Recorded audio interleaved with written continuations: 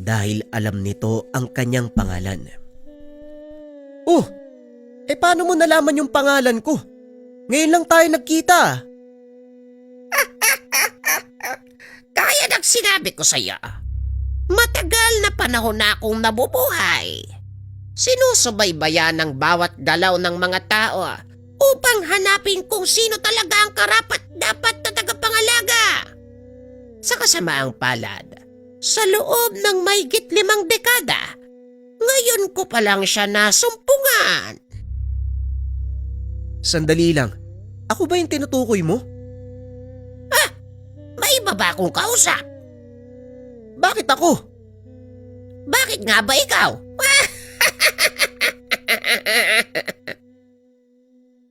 Tumawa ng malakas ang matanda at bigla itong nawala. Matapos ay unti-unting humupa ang apoy. Narinig ni Tiago ang boses ng kapatid. Muling nawalan ng malay ang binata. Nang dumilat ito ay nakita na si Umel. Anong nangyari? Nasaan ako? Nandito ko pa rin sa taniman. Ikaw nga ang dapat kong tanungin eh. Ano ba nangyari sa'yo? Bakit wala kang pang itaas? At saka, saan mo nakuha yung pasong sa dibdib mo? Hindi ko alam. Tinamaan yata ako ng mainit na bato eh. Mukhang malalaya, halika na, umuwi na tayo. Nang magamot ni tata yung paso mo. Pagdating sa tahanan, tinignan ni Mang Edong ang sugat ng binata. Nagtaka ito dahil may kung anong matigas na bagay ang bumaon sa dibdib ni Tiago. Sigurado ka bang mainit na batong tumama sa'yo? Yun po yung nakita ko, tay. Meron po ba kayong ibang hinala?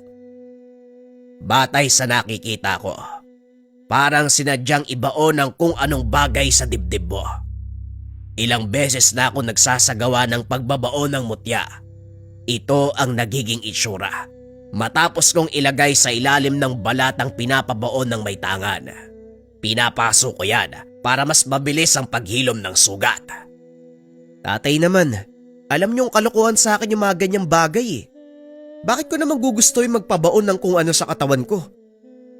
Yan nga din ang ipinagtataka ko. At saka sino namang gagawa nun? Ako lang naman ang may alam kung paano ito gawin ng tama. Kaya mo na, tay. Tatapalan ko na lang ng gamot. Gagaling naman siguro yan ilang araw.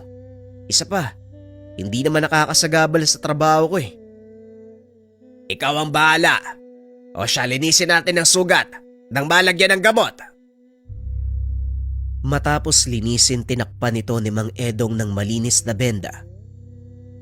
Kinabukasan, sa kabila ng natamong pinsala, nagpunta pa rin si Tiago sa taniman upang ipagpatuloy ang trabaho.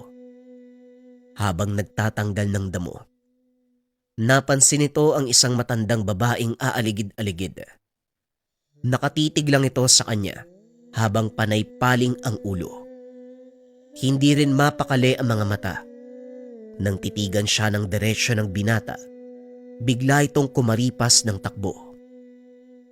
Oh, anong problema ng matandang yun? Wika ni Tiago sa sarili habang nagkakamot ng ulo. Pagsapit ng hapon habang papauwi, muli niya itong nakita. Sa pagkakataong iyon, lumapit sa kanya ang matanda habang nakangisi. May kung anong ibinubulong. Hindi na lang ito pinansin ni Tiago sa pag-aakalang nasisiraan lang ng ulo ang matanda. Ngunit ang ipinagtataka nito, ni minsan hindi pa niya ito nasaksihan sa kanilang baryo. Ilang araw ang nakalipas, anihan na ng patatas. Maraming tao ang nakitulong kay Tiago. Dahil napakalawak ng taniman, hindi kakayanin ng binatang mag-isa ang pag-aani. Naging ugali na rin ng mga tao dito na tumulong sa kanilang kapwa sa tuwing may sasapit na anihan ng mga palay. Habang nagsisilid sa sako, nagtitimbang ng mga naaning patatas. Muli na namang nakita ni Tiago ang matandang babae. kasama niya sa kubo ang ama.